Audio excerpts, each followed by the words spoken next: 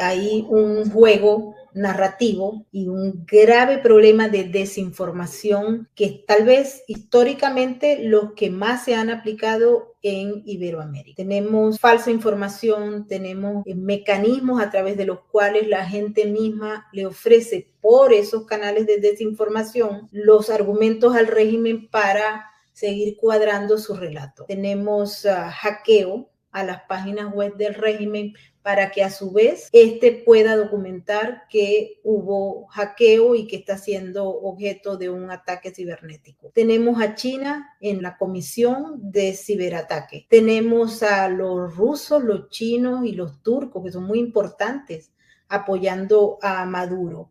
Y también tenemos a México actuando junto a Lula y a Colombia con el concepto de soberanía, de no intervención en los asuntos internos y en el que las instituciones deben llevar a cabo todo esto como si estuviéramos hablando, y ya lo dijimos, de una especie de democracia institucional donde hay respeto. En paralelo, y quiero que te amplíes en este tema, porque se está hablando ya y se ha anunciado, de hecho el régimen lo anunció ayer, los proyectos de leyes que van en contra de las redes sociales. Ellos no están poniendo los proyectos de ley de Rusia o de China. Están usando como modelo a Occidente. Los proyectos de regulación de redes sociales en España, en Francia, en Inglaterra, en Canadá, en Estados Unidos. Esos son los que están planteando ellos para regular las redes, que son los únicos mecanismos que tienen los venezolanos para recibir información, aunque hay un alto grado de desinformación también dentro de las redes.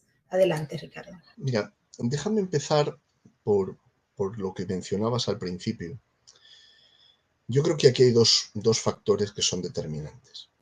Uno, tú lo has mencionado, la desinformación en un sentido amplio. Desinformación, intoxicación, propaganda, noticias falsas, agitación. Bien.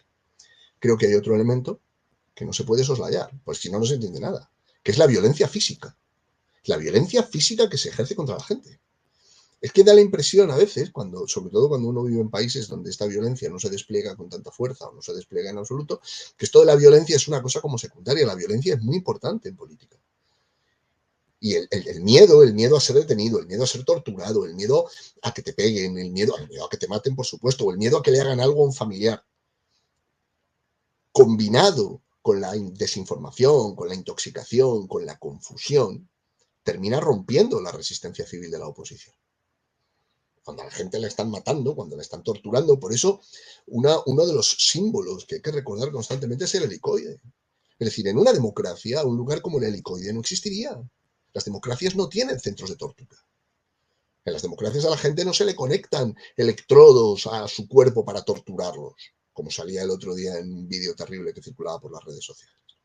Y es que las redes sociales le están haciendo mucho daño al régimen, porque las redes sociales les hurtan el monopolio del discurso que hasta ahora tenían. Claro, cuando el régimen tiene la televisión, que es donde todavía se forman los consensos, en la televisión. Yo recuerdo, por ejemplo, el programa aquel terrible de Silva, de La Hojilla, ¿no? Es decir, donde se forman los consensos, donde se identifica a los enemigos. Cuando uno tiene el monopolio de la radio, cuando uno tiene el monopolio de la televisión, cuando uno tiene el monopolio de los principales medios de información, uno tiene un gran poder. Pero si ese monopolio se resquebraja, sobre todo por una red social como Twitter o X, y en menor medida también por otras, pero fundamentalmente por Twitter. Cuando este monopolio se resquebraja, no es solo que la oposición tiene todavía un instrumento para transmitir su mensaje, es que el pueblo está viendo que hay una debilidad del régimen. Hay un canal que el régimen no controla. Claro, el régimen es fuerte, pero lo que está sucediendo revela también sus debilidades.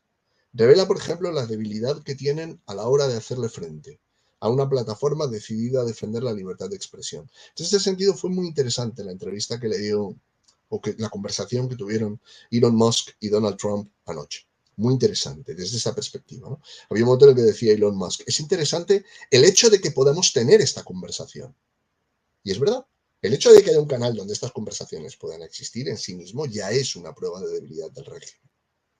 Hay otra prueba de debilidad del régimen. Los vídeos de la oposición, los vídeos que la oposición comparte, se emplean como material probatorio de lo que está haciendo el régimen. Esto antes era muy difícil de transmitir al mundo. Ahora se puede transmitir en tiempo real. Yo recuerdo el propio día de las pretendidas elecciones, del inmenso fraude que se estuvo viviendo, que los opositores iban denunciando las cosas que iban viendo y lo hacían en tiempo real. Lo que pasa es que decía que cuenta con alianzas poderosas. Tiene dos aliados mundiales o globales, que son China y la Federación de Rusia.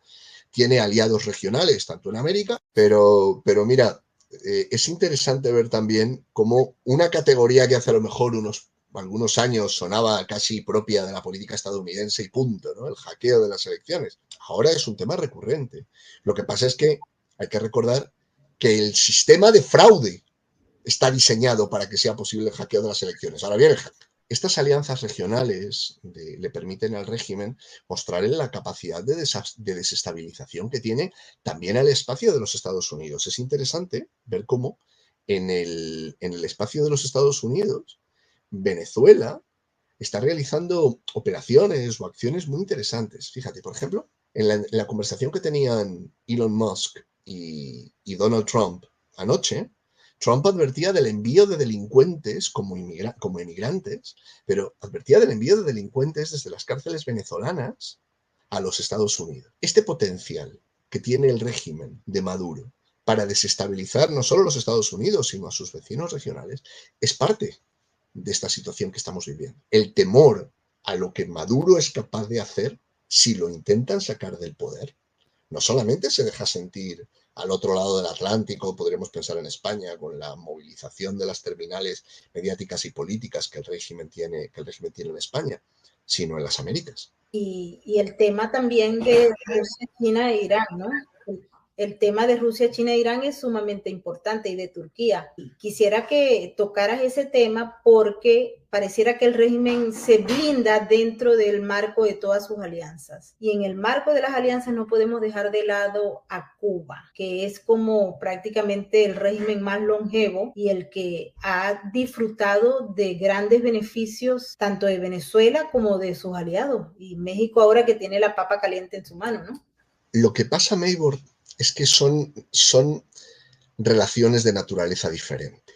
Es decir, lo que existe con Rusia, o con la Federación de Rusia, con China, con Irán, con Turquía, con Siria, importante, es una alianza, por un lado, de intereses. Y por otro lado, con cierto fondo ideológico, revolucionario, movimientos de liberación, emancipación, el odio a los Estados Unidos. Bien, lo de Cuba es otra cosa. Es decir, el régimen de Chávez, de Hugo Chávez y de Maduro, es una prolongación de lo que hicieron los Castro en Cuba. Es decir, el modelo, las tácticas, las técnicas, las estrategias que aplica el régimen de Maduro y antes de Hugo Chávez son las que utilizaron los Castro. Lo que sucede es que hay una lección de Cuba que ahora mismo para Maduro es muy importante, que es que el que resiste gana. Es decir, al final, Cuba, aun sometiendo al hambre a su propio pueblo, a su propia población, aun siendo la mayor cárcel del mundo, con un número de policías, de soldados por habitante único, ahí sigue el régimen cubano. Ahí sigue. Entonces, al final, lo que Maduro está viendo es que si Maduro sabe aprovechar las debilidades y las divisiones de la comunidad internacional, y si se mantiene en el poder, aún utilizando la violencia despiadada que está empleando contra su propio pueblo, le puede pasar como a Castro, morir pacíficamente en su cama. O como le pasó a Hugo Chávez, muriera donde muriese y muriese cuando muriese. Que esto es otro debate. Sí, hay un tema en el que se está deslegitimando a Occidente y eso lo hemos conversado en múltiples oportunidades. Maduro ha dicho, por ejemplo, que Estados Unidos no tiene ningún tipo de legitimidad para venir a decirle a él o a Venezuela que hubo fraude electoral o que se planteó una irregularidad o que no hay elecciones libres y transparentes, burlándose y mofándose del gobierno de Joe Biden y haciendo incluso comentarios que no habíamos escuchado sino de boca de Diosdado Cabello, en el sentido de que los norteamericanos todavía no saben quién fue el que ganó las últimas elecciones. Y así están utilizando, por ejemplo, el tema de las leyes de las redes sociales, regulación de redes sociales y ONGs. No están comparándose con regímenes autoritarios, sino con gobiernos democráticos, para pedir, por ejemplo, que se tiene que respetar las instituciones, porque en Inglaterra lo hicieron, en Francia también, y si bien la oposición se quejó, ahí está la ley, y en España también. ¿Qué te parece eso? Me parece que, a ver, las civilizaciones se traicionan a sí mismas y Occidente se está traicionando a sí mismo. Es decir, de la misma manera que Occidente en otros periodos de la historia ha sido, como decía la metáfora de Ronald Reagan, ¿no? La ciudad que brilla en lo alto de la colina, y era un faro de libertad para los opositores, por ejemplo, en Europa Central y Oriental. Ahora Occidente, que está en un extremo, en un momento de confusión moral y de debilidad extrema, se está traicionando a sí mismo. Y esto es algo que el régimen de Maduro y otros regímenes aprovechan. Hasta hace aproximadamente una década, los modelos de represión en redes sociales eran fundamentalmente la represión o el bloqueo del acceso. Este era el bloqueo chino, este era el modelo iraní, que era desconectar el país de la red global. Pero claro, esto es muy problemático por muchas razones. Una de ellas es porque con la tecnología adecuada se puede circunvenir esa desconexión. Después, porque a los ojos del mundo se ve mal, porque al final tú has desconectado al país. Y después, porque claro, la desconexión significa que tampoco puedes estar desconectado permanentemente.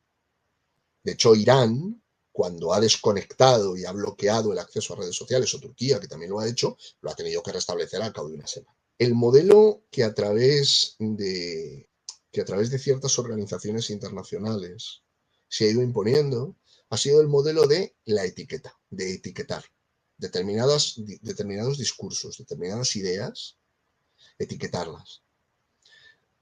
Odio, racismo, xenofobia, y lo que inicialmente era algo que tenía un sentido, porque es verdad que había discursos que corrían el riesgo de terminar propiciando o llevando al odio, a la hostilidad, a la discriminación o la violencia, se ha terminado convirtiendo en un boomerang que se emplea contra los opositores políticos.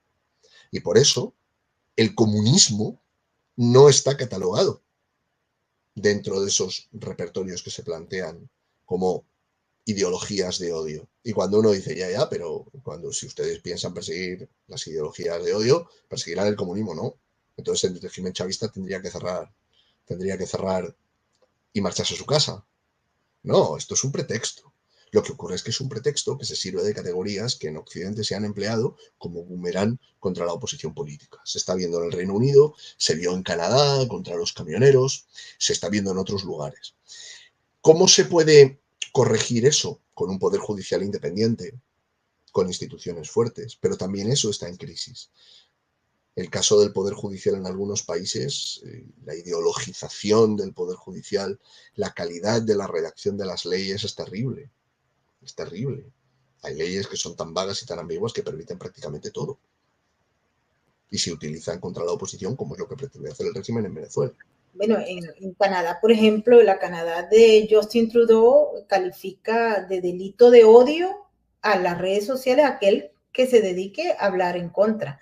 Y te quiero plantear una cosa, porque cuando uno ve esto, uno se va hacia el otro contexto, y es que China ha penetrado de punta a punta a Occidente, y lo ha conectado también con financiamiento de campañas electorales, participación para la entrega de espacios geográficos, soberanía, etcétera. Entonces te pregunto, porque el régimen de Maduro puede ir torciéndose un poquito a China o puede querer agarrar los adeptos que ahora no lo quieren de los gobiernos o regímenes progresistas, porque son como medio dinosaurios estos que están del lado de Maduro, o por el tema de la Agenda 2030. Maduro ha sacado hoy la banderita, yo estoy con la Agenda 2030, cambio climático, todas esas cosas maravillosas. Esto puede ser también una brújula para ver a quién capta en esta ola de búsqueda de afectos y de respeto y de apoyo, sobre todo en la ONU. Tanto la Agenda 2030 como el comunismo más en general tienen un origen común. Es decir, la aparente contradicción es en realidad más en la superficie que en el núcleo duro, porque tanto la Agenda 2030 como un modelo de ejercicio del poder más al estilo chino dan al Estado todos los recursos y al individuo ninguno. Es decir, los dos tienen un fondo de límite o de coartar la libertad individual. Lo que sucede es que creo que esa decisión no se va a tomar en Caracas, creo que esa decisión se va a tomar en otras instancias. Bien en instancias globales, bien en Pekín. Si tú me pides hacer de futurólogo, te voy a decepcionar, porque yo no me atrevería a hacer un pronóstico. Lo que sí que creo es que la influencia china en las Américas, que durante mucho tiempo se consideraba que era una influencia fundamentalmente económica, va a ser de forma creciente una influencia política. Y va a ser cada vez más intensa la necesidad de adaptar las agendas políticas, tanto las nacionales como la agenda de política exterior, a la agenda que venga de la República Popular China. Que eso signifique un entendimiento con las organizaciones o con los foros o con los círculos globalistas más próximos a la Agenda 2030 dependerá. Hay que pensar que durante mucho tiempo los intereses del globalismo y los intereses de China estaban alineados. Y ha cambiado rotundamente. Ricardo, esto es bastante complicado a la hora de contrarrestarlo, porque tú lo has dicho, que Occidente está en un proceso de caída, de golpe duro, y los liderazgos que se han levantado desde Occidente pareciera que no son capaces ni de entender lo que está pasando, ni de poner a salvo las instituciones en Occidente para hacerle frente a lo que viene del otro lado, porque se está forjando unos espacios importantes en esa gran alianza contra Occidente de Rusia y de China, de Irán, etcétera, y no hay respuesta, como tú bien lo planteas, no hay respuesta. ¿Qué se le puede decir? Mira, Weibor, a corto plazo hay que apoyar a la oposición en todas las instancias internacionales en las que se pueda. Asilos políticos, organizaciones de derechos humanos, sanciones allí donde se puedan dirigidas a los jerarcas del régimen. En esto ha habido reacciones internacionales de enorme importancia. Foro Madrid ha sacado un comunicado contundente y a mi juicio muy lúcido. Ha habido pronunciamientos de líderes políticos nacionales y cambios en los gobiernos nacionales pueden suponer una diferencia. Ahora bien, aquí el cambio determinante es el cambio en los Estados Unidos. Mientras en los Estados Unidos siga habiendo esta confusión, esta debilidad, y en el caso de que pueda ganar finalmente, cuál sea el resultado de las elecciones en los Estados Unidos, pero si finalmente gana Kamala Harris no está en una dinámica de confrontación, está en una dinámica de apaciguamiento. Que pueda haber un cambio en los Estados Unidos, esto redefiniría el juego mundial y, entre otras cosas, redefiniría el orden de las alianzas y redefiniría los equilibrios de poder, pero eso todavía está muy lejano. Muy lejano. Quiero aprovechar esta parte del programa para conocer tu opinión sobre lo que está pasando en España. Vimos a Charles de Puigdemont pasearse, no pasó nada. Inmoralidad, impunidad, juego político, complicidad. ¿Qué es lo que tú ves en estos momentos? A ver, yo veo todas estas cosas que tú has mencionado, pero probablemente tendríamos que verlo con una perspectiva no solamente filosófica, moral, que es todo esto que tú has descrito, sino es una perspectiva política y jurídica, ¿no? A ver, en España el Estado de Derecho se está resquebrajando. Pedro Sánchez ha conseguido socavar no solo el prestigio, sino la autoridad de las principales instituciones del Estado. El Tribunal Constitucional, la Fiscalía, las fuerzas y cuerpos de seguridad del Estado, la abogacía del Estado, la agencia tributaria, por no hablar de las cámaras. Entonces, Pedro Sánchez está entregando el gobierno y la iniciativa política a aquellos de los que depende para mantenerse un tiempo más en el Palacio de la Moncloa, el tiempo que sea, no se sabe, porque Pedro Sánchez ha demostrado ser muy audaz y, contrariamente a lo que muchas personas piensan desde el punto de vista del tópico, muy inteligente, en el sentido de astuto, no en el sentido de una persona que comprenda las, digamos, las reacciones que pueda tener el otro, es una persona muy centrada en sí misma, pero sí es astuto y sí es arrojado y es capaz de hacer cosas que uno probablemente no hubiera pensado ni de Felipe González, de Zapatero. Zapatero muchos le creemos capaz de cualquier cosa, pero Pedro Sánchez en este sentido no ha dicho su última palabra. Y si Pedro Sánchez puede aprovechar, por ejemplo, la actual coyuntura de la política catalana para presentarse como el normalizador de la vida política catalana y convocar elecciones, lo va a hacer. Increíble. Terrible, terrible, desde luego. Y hay otro personaje que quisiera que tocáramos, es el señor Monedero. Lo vimos actuando de manera directa en la campaña del régimen, luego lavando el lavandero de la imagen del régimen y el lavandero del fraude electoral.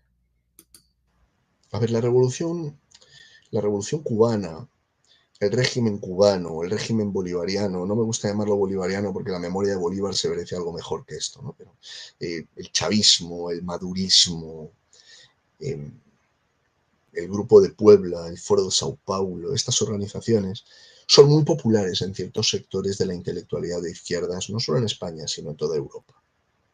Es el último episodio de la vieja retórica de la Guerra Fría, que venía de la República Democrática Alemana, de Moscú y en menor medida también de algunos otros países, como el caso de China, ¿no? Entonces, no hay que sorprenderse.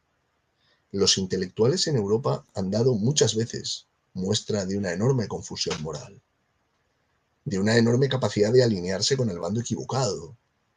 Pensemos, por ejemplo, en el compromiso con el Partido Comunista nada menos que de Jean-Paul Sartre, uno de los grandes filósofos del siglo XX.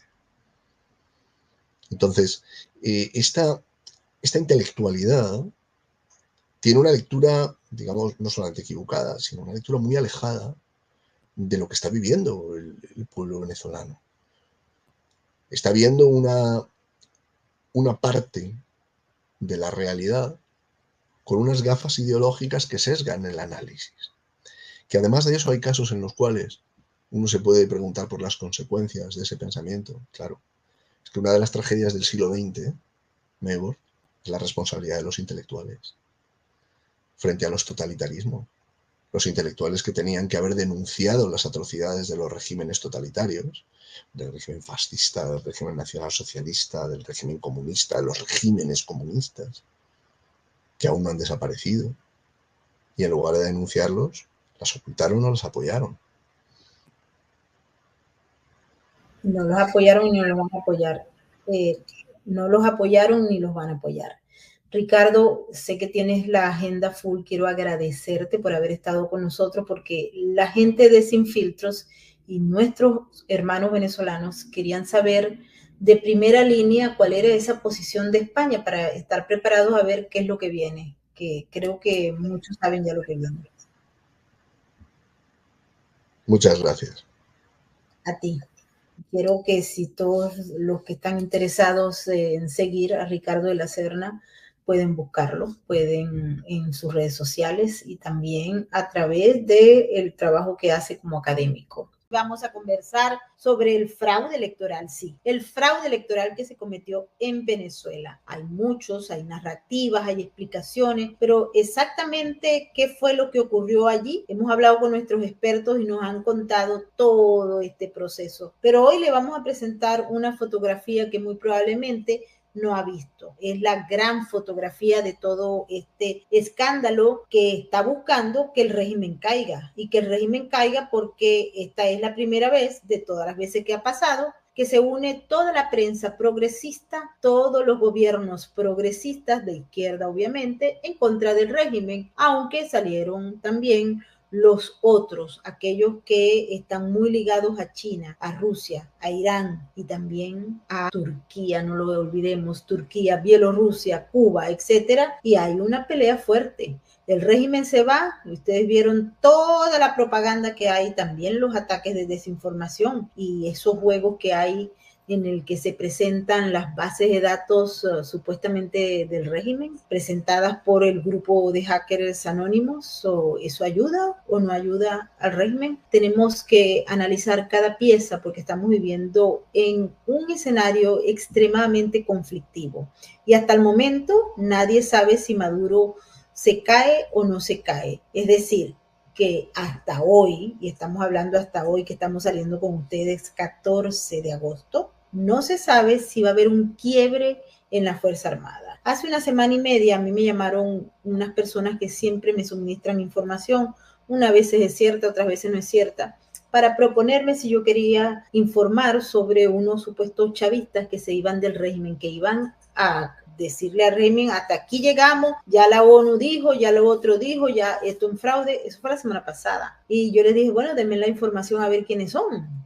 Y me dieron unos nombres, yo después me puse a chequearlos y resulta que no era así. Igualmente cuando ocurrió que si eran las filas de Mariche, que si habían unos chinos, que si habían, eso nos lo llega, nos mandan la información, las mandamos a verificar y resulta que no es así. ¿Por qué? Porque están lanzando puras lanzas a ver quién cae, quién no cae. Estamos en una guerra de desinformación muy fuerte. Hay gente que cae, hay gente que no ha caído, hay influencers que se han dedicado a esto o periodistas o medios y hay otros que no. Y por eso pasa lo del Wall Street Journal, pasa lo que las aclaratorias del Miami Herald, las aclaratorias de la Casa Blanca, lo que dice Andrés Manuel López Obrador, lo que dice Lula y lo que dice Amorín. Es decir, todas las voces llevan una declaración, luego a raíz de esa declaración se crea desinformación y la gente en el fondo no termina sabiendo exactamente qué es lo que es y todos hasta el momento no sabemos porque uno, no somos brujos, no somos de los que tenemos las bolas mágicas para saber si el régimen se va a caer o no. Lo que sí tenemos claro es el escenario, son los actores. Y los actores que están detrás del régimen de Maduro, del sistema, son muy poderosos. Y hoy sacan las caras en los medios oficialistas, que no son medios sino de propaganda. Pero ustedes ven que ahí en esos medios de propaganda aparecen los chinos firmando convenios, los rusos firmando convenios y toda una serie de personajes que tienen una importancia vital en el proceso que se está viviendo ahora. Y por otro lado también aparece Anthony Blinken, la Casa Blanca, todos estos gobiernos de carácter progresista apoyando medios de comunicación en todas partes. Salió España y España dice, no sé, yo como que espero, yo como que me voy, Zapatero está influyendo, es decir, son muchos los elementos en este momento que están presentes para el análisis. Antes de darle la bienvenida a nuestro invitado, quiero saludar a toda la gente que está uniéndose a esta hora en el super chat de YouTube. Muchísimas gracias a todos nuestros moderadores. Un saludo a todos, bendiciones. Igualmente a todos aquellos que están uniéndose a nuestro Space de X, a Facebook, a LinkedIn y a todos nuestros podcasts. Igualmente queremos saludar a todos aquellos que están conectados con nosotros desde España. Bienvenidos todos y bienvenido Guillermo Salas. Ustedes le habían pedido a este canal que lo trajera para ver qué fue lo que él concluyó. Bienvenido. Hola Maybor, muchas gracias a ti, saludos a tu audiencia y bueno, por tenernos aquí tratando de entender qué es lo que ha pasado. Con esto lo que vamos a ver es cómo el mejor sistema electoral del mundo quedó al descubierto. Propaganda decía y el régimen lo vendía como el mejor sistema electoral del mundo. Y es un modelo de voto electrónico que fue creado en Venezuela con una empresa de la Florida y de ahí en adelante empezó a moverse y a venderse como pan caliente porque garantizaba lo que todos los políticos quieren. Hay tres versiones de qué ocurrió el 28 de julio, ¿no? La versión de los voceros de la oposición. Sobre esa versión de los voceros de la oposición hicimos un video hace unos días o casi una semana que se llama Los errores del régimen. Se llama los poderosos mecanismos que se usaron para parar el fraude electoral de Maduro. O sea, según el Comando de María Corina, fueron los comanditos los que lograron parar el fraude. Ahí lo vimos, hicimos todo un programa de eso. Es una explicación plausible la que le han hecho incluso estudios matemáticos y a los resultados que ellos presentaron en la página web donde pusieron las actas de resultados y están bien, o sea, todo está bien. Incluso ahorita salió un comunicado de la ONU que corrobora que todo esto es plausible. El comunicado de la ONU dice, el panel de la ONU revisó una pequeña muestra de los documentos que actualmente son del dominio público, incluidos aquellos publicados en línea por la oposición, y que son reportados como protocolos, actas de resultados de diversas mesas de votación. Todos aquellos que fueron revisados exhiben todos los dispositivos de seguridad de los protocolos originales de los resultados. Aquí dice que esto sugiere que una medida de salvaguarda clave de transparencia estaría disponible como estaba previsto respecto a cualquier resultado publicado oficialmente. El panel no se propuso verificar o revisar el total de los votos. Ahora vamos a ver la versión del oficialismo. Los 3 números que dio en realidad no son creíbles, y no son creíbles por varias cosas, además porque eran muy cercanos a un porcentaje exacto. También eran porque no reflejaban lo que se veía en la calle. O sea, una victoria de Maduro era absolutamente increíble, o sea, desde el punto de vista de lo que se veía, de la percepción que había. Y por el otro lado, que simplemente están ofreciendo el resultado final. O sea, eso es como si tú fueras a un automercado y no te entregan desglosado lo que tú te estás llevando y nada más te dice, usted tiene que agarrar lo siguiente. O sea, ni siquiera han podido poner los resultados máquina por máquina o centro electoral por centro electoral, nada. Simplemente ha sido pero tan burdo que lo que están entregando es un resultado total. Y si quiere, ahorita vamos a ver de la Simón Bolívar, para que vean un poco cómo es la postura del oficialismo. Pero yo quería que por eso es que tú hablaste un poco del tema de lo que era votar en una papeleta, ahora lo que es hoy todo un sistema tecnificado que fue inclusive hackeado. El sistema electrónico venezolano es electrónico en el sentido que el voto que digamos, hay un error de concepción de cuál es el acta de votación. El acta de votación es electrónica, es lo que se transmite de la máquina en este momento al centro al CNE, directamente a los servidores.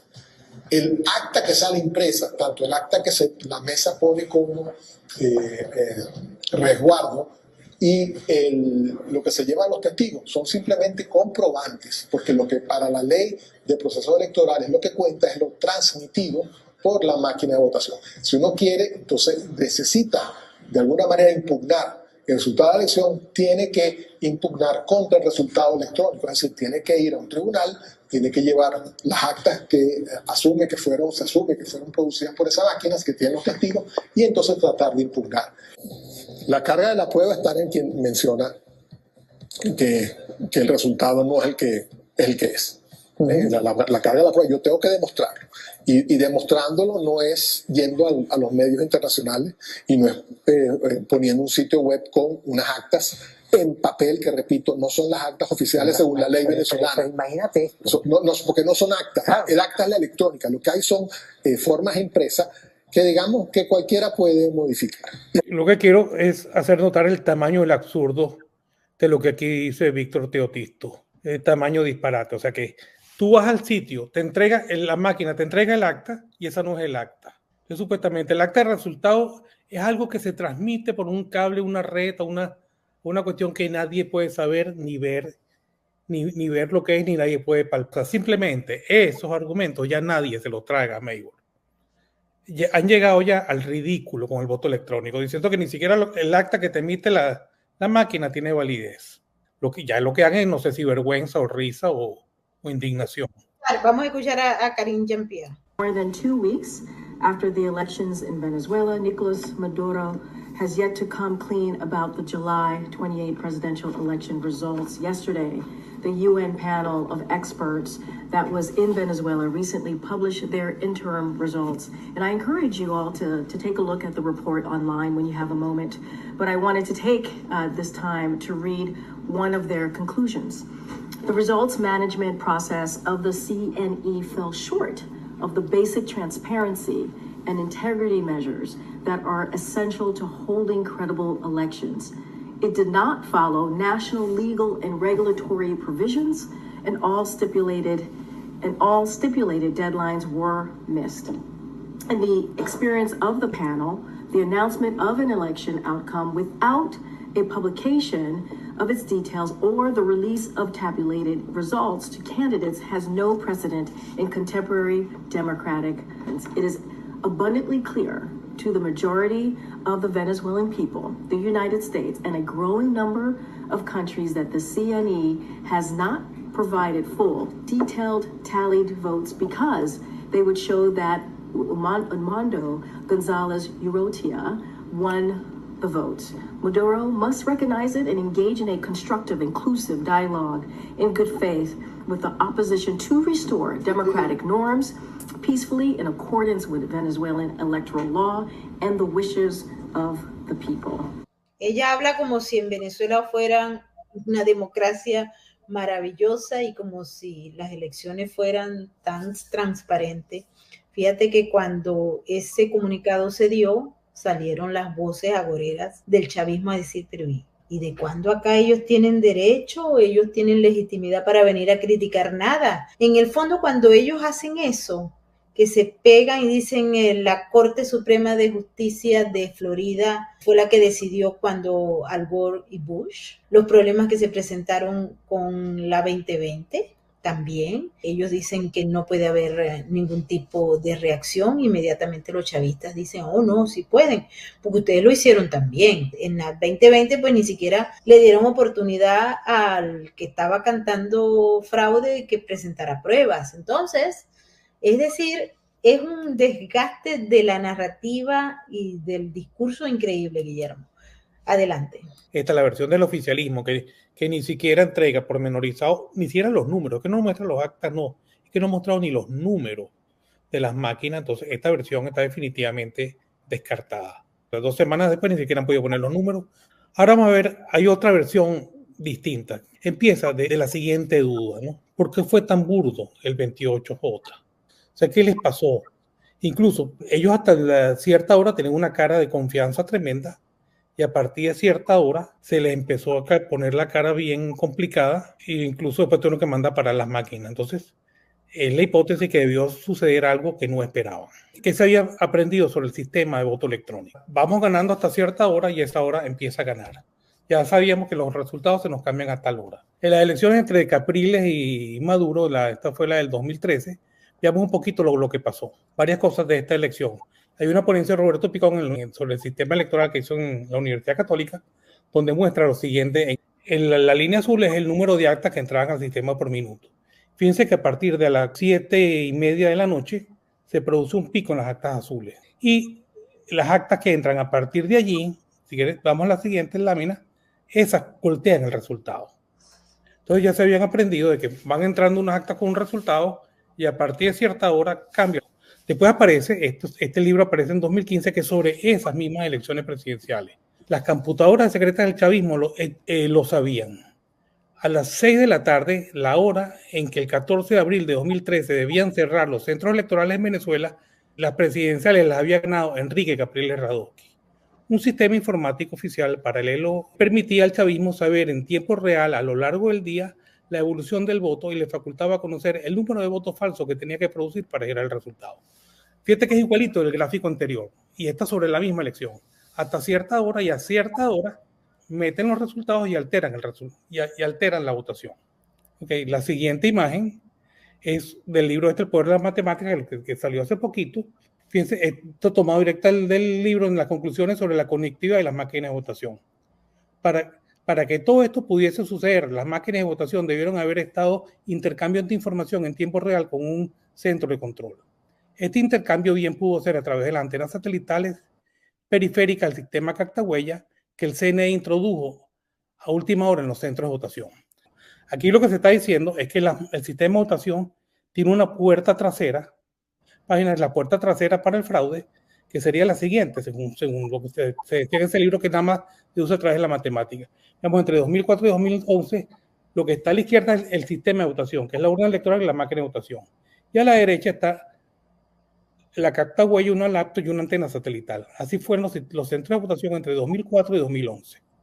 A partir de 2012, el sistema se cambió, la antena satelital se cambió por un módem. ¿Okay? ¿Qué pasa? Que este sistema, si hay una conexión inalámbrica que es sencillísima que la hay entre las máquinas y la laptop que está cerquísima, a través de ahí tienes una puerta trasera en la cual te pueden adulterar los resultados. Está a la parte izquierda de la pantalla es el sistema de votación y lo que está a la parte de la derecha de la pantalla es la puerta trasera para el fraude. A la entrada de los centros electorales ahorita siempre están estas antenas que son los modem esos. A la izquierda está el sistema de votación, podría ser la trampa a través de los modem, ¿no?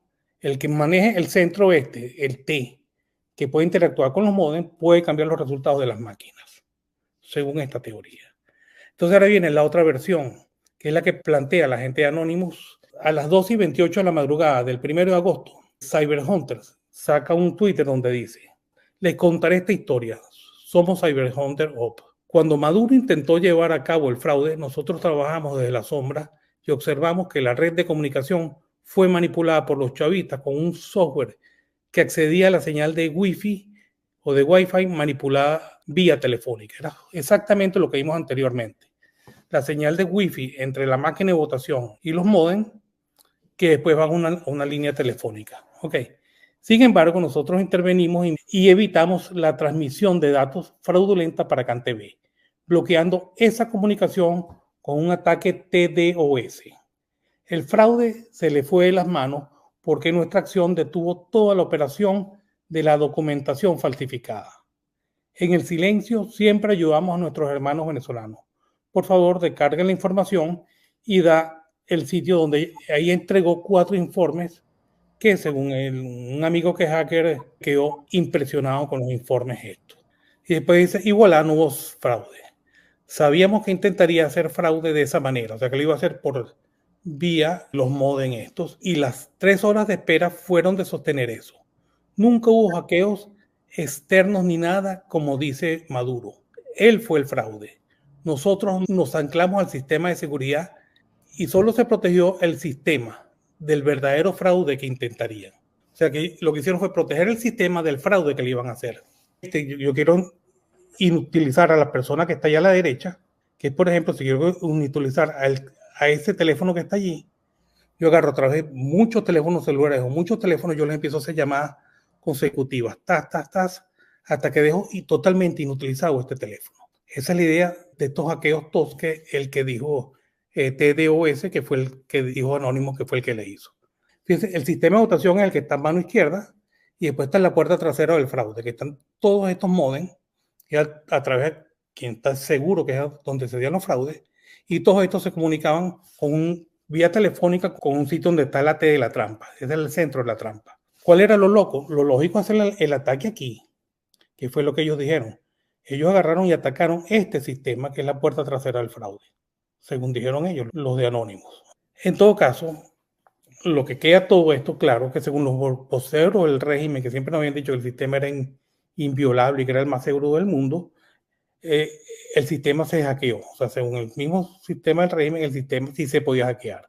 Alguien que tuviera acceso a esta red podía cambiar los resultados de las máquinas. Claro que alguien que tenía acceso a esta red podía cambiar los resultados de cada las máquinas. Después el otro, ¿tenía o no el oficialismo acceso directo a esta red? Sí, porque ellos son los que creaban la misma clave. Ellos podían cambiar esa clave. O sea, porque ese no es un tercero que tuvo que buscar cuáles eran esas claves y averiguar y meterse en una red para ver cómo lo hacían. No, ellos son los que asignan los teléfonos, ellos lo que hacen todo. No es un hacker, sino es parte del mecanismo. Y después la otra pregunta es, ¿desde cuándo se ha tenido el oficialismo acceso directo a esta red? Yo creo que desde que se creó este sistema, el oficialismo ha tenido acceso directo a esta puerta trasera de interconexión de datos. Una cosa que me parece terrible, que no sabemos si el 28 de julio si fue una elección o fue una batalla en el ciberespacio. Eso me parece terrible, porque eso nos deja por afuera a todos los ciudadanos. O sea, eso pudo ser simplemente una batalla entre un hacker y unos que hacían la trampa en las máquinas y unos hackers que trataron de evitarla, y los ciudadanos simplemente fuimos mirones de palo en todo esto. Eso me parece absolutamente inaceptable, el voto electrónico y todo esto. Llamado de mucho, mira, tenemos que quitar este sistema de voto electrónico en el cual no pueden ser las elecciones una especie de batallas en el ciberespacio. Tiene que ser cosas de estas donde los ciudadanos tengamos el protagonismo. Ahora bien, yo tengo algunas preguntas y yo quisiera que toda la gente que está en la audiencia, si tiene preguntas, que nos las dejen en los comentarios, porque aquí estamos hablando de un sistema que se vendió como perfecto y lo compraron muchos gobiernos. Y hay una pregunta que es muy pertinente. Si este sistema creado en estas circunstancias, que tiene una puerta trasera donde el régimen o cualquiera que esté usando la máquina pueda entrar y cambiar los resultados, es una empresa con una tecnología externa, esto puede denominarse como un fallo de soberanía ante el hecho de que el voto se supone que es del soberano y que no tendría sino que el ciudadano estar en ese proceso. Lo hemos explicado. Con el voto electrónico, el ciudadano pierde ese rol protagónico en cuidar el voto. Por eso es que cuando escuchamos al régimen en todas sus versiones, puede ser del psiquiatra Jorge Rodríguez o de Amoroso, cualquiera de ellos, explica entonces que no, que pues cuando se dio este ataque del ciberespacio, como dice Guillermo, el sistema lo hackearon externos y por ende, entonces ellos no pudieron demostrar lo otro. Esa es la explicación. Y lo que ha dicho incluso la mujer de ahí del TCJ, la señora esta Rodríguez. ¿Perdemos o no perdemos soberanía? ¿Perdemos o no perdemos el poder del voto y la transabilidad? ¿Se hace o no se hace? Número 2. Hace unos días hablé con alguien que estuvo mucho tiempo en la tumba, sobrevivió a la tumba. Para aquellos que no son venezolanos y que no saben lo que es la tumba es una de las peores cárceles del planeta. Es una cárcel de tortura que está en Venezuela. Esta persona salió y me estaba comentando dentro de todo, porque he hablado con muchísima gente todos estos días, tenemos desde el 28, bueno, antes también, pero el 28 para acá, ha aparecido mucha gente a contarme cosas, ¿no? A contarme cosas porque una parte de esas personas dicen que esto es una estrategia del régimen. Obviamente, ellos tenían previsto hacer un fraude electoral, como de costumbre. Hubo una intersección y entraron por esa puerta y como dice Guillermo, pusieron todos los carritos y no dejaron que el fraude se ejecutara. Y luego empezó un grupo de hackers a hackear todo y la gente los aplaudía. Escuchen bien lo que les estoy diciendo. Esta persona me comentaba, ¿no te parece extraño? Porque aquí hay que hacerse preguntas. ¿Por qué el régimen no se resguardó cuando sabía que requería de un 1000% de seguridad de ganar las elecciones en torno a lo que se veía en las calles? ¿Subestimó el régimen el sistema o los opositores? ¿Eso pasó o no pasó? ¿O se sentían tan poderosos? Yo me temo que es muy difícil que el régimen se haya dormido en los laureles tomando en cuenta que el régimen es criminal y que necesitaba quedarse en el poder. Luego, este grupo de hackers, que no son los mismos los que publican esta información que los otros hackers, o al menos no se estableció ninguna vinculación entre unos y otros, pero empezaron un montón de hackers a saquear prácticamente desde el punto de vista cibernético todas las páginas del régimen, tumbaron la página del CNE, mostraron expedientes, sacaron la lista de no sé qué, la lista de los espías, la lista de no sé qué más. Y ustedes vieron en las redes sociales cómo aquí te tenemos, Diosdado Cabello, hiciste pedofilia en no sé qué año, Diosdado, todo eso. Entonces me pregunto, porque esta persona me prendió uno de los botones, ¿será todo esto real? Porque siempre hay que pensar mal. Yo les recomiendo a todos los que están en estos momentos con nosotros que piensen siempre mal para conseguir una línea y entender qué es lo que está pasando, porque es muy complejo. ¿Es realmente el régimen tan estúpido como para dejarse golpear de esta manera? Si había una división entre las izquierdas, el régimen no se había dado cuenta que habían unas izquierdas progresistas que no los querían, que los iban a traicionar, y esas izquierdas tenían los medios para hacer esto global. ¿O se está haciendo otro plan frente a nosotros y Venezuela es el laboratorio?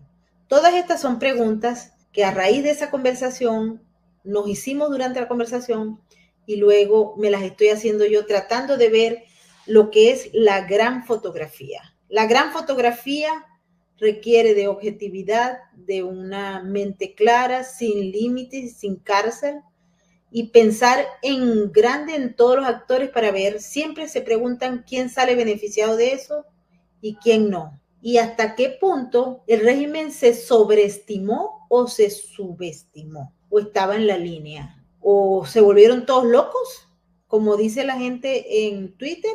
¿De verdad ustedes creen que el régimen todos se volvieron locos? Háganse esa pregunta. ¿Están locos todos? ¿Está loco Padrino? ¿Está loco Diosdado? ¿Está loco Delcy? ¿Está loco el psiquiatra? Pues pareciera que... Pero ¿están realmente todos locos en Venezuela? ¿Se volvieron todos locos? ¿O esto es un plan? Hay que preguntarse. Yo quiero invitarlos para que se hagan todas las preguntas habidas y por haber y que las dejen. Ellos lo sabían cuando se murió Chávez, ellos lo sabían en el 2013, ellos lo sabían, siempre lo han sabido. Es más, cuando Chávez impone este modelo de voto electrónico, él lo sabía porque lo sacamos de Miraflores. Entonces se resguardaron en este modelo y que se quedaron dormidos. El gigante se quedó dormido, el gigante no sabía que lo tenían, el desprecio había subido. O sea, todas estas preguntas yo creo que no tienen respuesta en estos momentos. Siempre el tiempo nos da respuestas, pero esto hasta hoy luce extraño lo que pasó en Venezuela, con un régimen criminal apoyado por unos países que ahora dicen, no, es que no están apoyando China o Rusia. No sean inocentes, por supuesto que están allí y por supuesto que ellos podían haber interferido en esto, o es que hay otro ganador que no sabemos todavía. No sé, Guillermo, pero el científico político y el científico como tal debe hacerse muchas preguntas. Y creo que se puede tachar es la segunda versión, que la que es el oficialismo, esa sí es absolutamente falsa. Después, sobre lo que está pasando, a mí lo que me recuerda es la película Rashomon. Estamos viendo varias historias de un mismo hecho y en realidad cuesta muchísimo, si no es imposible, cuesta muchísimo saber qué es lo que está pasando o qué fue lo que en realidad pasó. Simplemente podemos hacernos historias y preguntas. Esto lo del hacker no tiene por qué ser cierto en lo más mínimo. Eso puede ser un cuento chino que sacaron, que esto lo sacaran, incluso lo sacan creo que como 2 días después, sacaran esta historia, no sé. O sea, yo creo que uno piensa mal, Mayor, y uno se queda corto. A mí me decían en la escuela que piensas mal y puedes conseguir una serie de caminos. El que te muestran y el que te invitan a creer que es, inmediatamente di que no. Cuando ustedes están haciendo algún tipo de investigación que se pone tan papita la cosa, ustedes están y dicen, no, los coyotes fueron estos. ¿Y por qué tú me estás diciendo que los coyotes fueron estos? Cuando está ustedes haciendo algún tipo de investigación en campo, que van a buscar qué es lo que no es verdad. Empieza uno a preguntarse. Le preguntan a la gente que vive en la zona, por ejemplo. Y toda la gente en la zona va a explicar lo que ellos ven y creen que pasa si es crimen organizado transnacional, porque esto siempre es oscuro. Los ciberespacios son oscuros, no son claros. El crimen organizado es oscuro, no es claro. Entonces cada quien da una versión y te dice, no, métase por ahí que por ahí es. Y si vas por ahí, muy probablemente te maten. De las pocas cosas claras que tenemos es que este sistema de voto electrónico hay que desecharlo total y en el mundo, porque esa puerta trasera incluso están teniendo las máquinas de votación en Estados Unidos. En cuanto a todo lo demás, esto puede ser un laboratorio de mentiras, que es lo que nos han tenido nosotros los venezolanos en los últimos 25 años. Y hay de los dos lados. Les conviene exponer el fraude. No, hay muchos, aquí primero es más complejo la lucha, lo que lo que muchos imaginan, ¿no? Aquí hay otro grupo que quiere sacar a Maduro, pero quiere conservar las máquinas, ¿no? Sin dañar las máquinas. Entonces agarra también, fíjense que el centro Carter cambia totalmente. El centro Carter, que siempre había avalado la sinvergüenzura que pasaban en las elecciones venezolanas, después pasa a ser un verdadero adversario del chavismo. Pero lo que no todo el mundo se ha dado cuenta es que en el centro Carter, digamos, hubo un cambio de administración. Ahorita está siguiendo otros intereses, por dejarlo hasta allí nada más. Y la ONU también. Y la ONU también, y la ONU tiene también sus intereses. Hay más factores de lo que se ven a simple vista. Hay dinosaurios y dinosauritos en esta versión de las ideas. Y la inmensa cantidad del pueblo venezolano, lo subyacente a esa pelea. Es que lo que pasa es que el caso Venezuela superó las fronteras. Es muy complicado porque tiene unos actores extremadamente perversos detrás. Y estas maquinitas pasaron las fronteras de Venezuela y tienen muchos amigos que quieren conservarlas, que no quieren que las derrumben porque es una herramienta que ellos consideran fabulosa para sus intereses perversos. Pero bueno, vamos a esperar que ustedes, con el respeto a las normas de las plataformas, nos dejen las preguntas. Si ustedes van a mencionar alguna empresa, pongan XXX y nosotros sabemos cuál es porque realmente son muy pocas. Esta batalla no ha terminado, creo que apenas está empezando. Y lo que nos viene es tal vez más complejo en el ámbito del ciberespacio y en el ámbito de políticas públicas, en el ámbito de los procesos electorales y en el ámbito de la soberanía del voto, en el ámbito de la decisión soberana de la gente escoger sus gobernantes y no los que se imponen a través de unos mecanismos que violan la misma integridad y concepto del voto. Guillermo, no sé si tienes otra cosa que agregar, se nos está acabando el tiempo. No, nada, que tengamos suerte y que no perdamos el empuje, porque es difícil, ¿no? Y esperemos que pase algo bueno alguna vez. Claro que sí, bueno, nos han pasado cosas muy buenas. Nosotros no nos podemos deprimir, no se deprimen porque eso está prohibido. Hay que seguir la lucha. Y la lucha, entre más conozcamos al enemigo o a los enemigos, más rápido avanzamos, pero tenemos que entender.